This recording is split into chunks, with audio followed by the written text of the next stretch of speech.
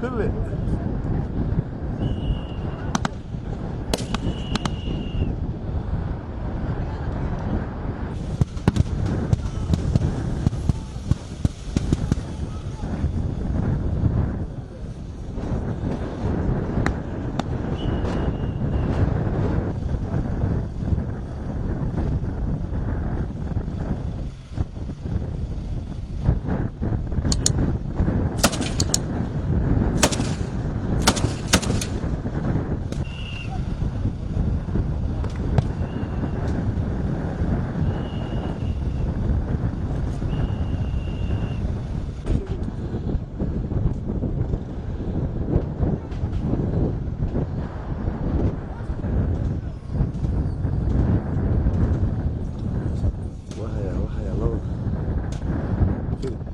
طلعوا على الجزء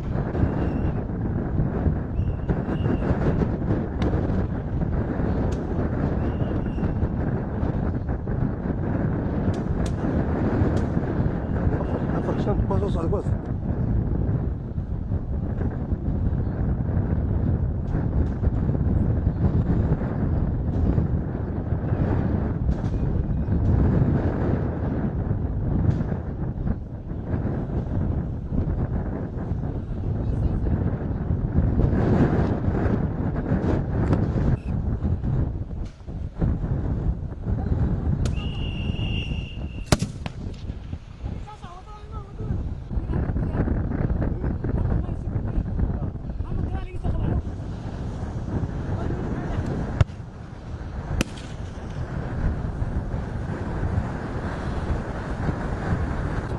اوكي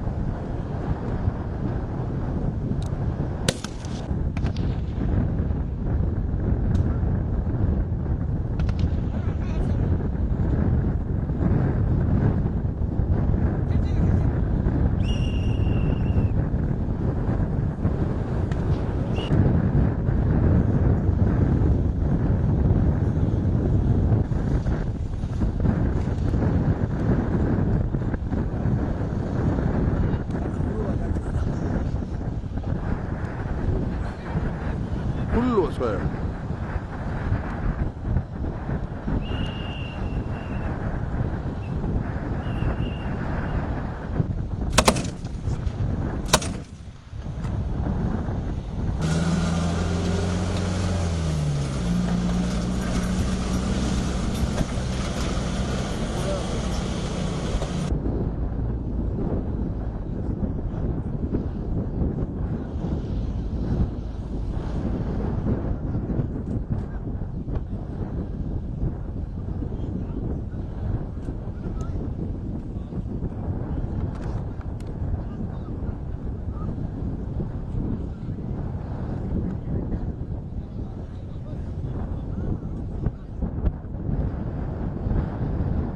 Comunque lì fino a 3 euro.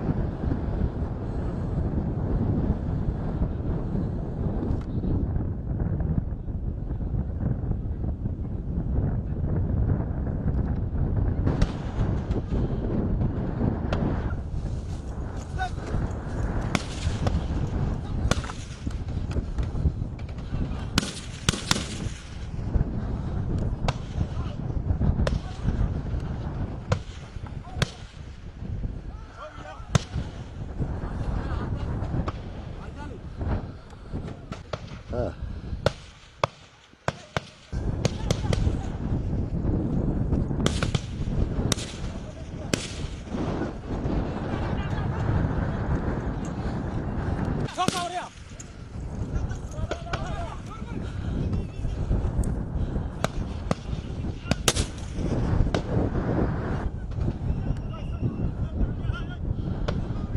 أبو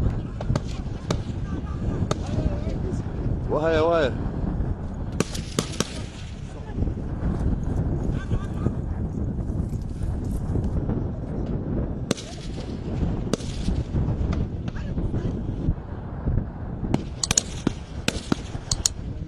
Hey!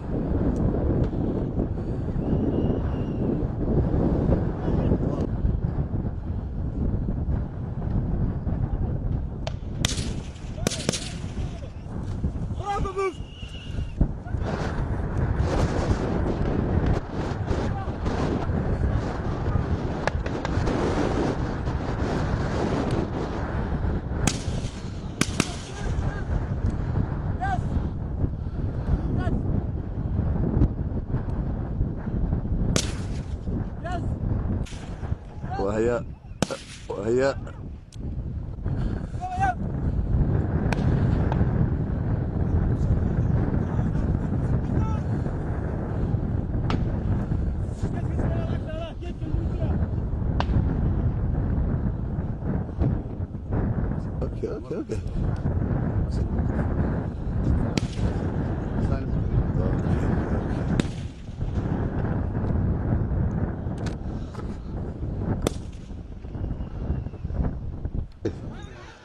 اوكي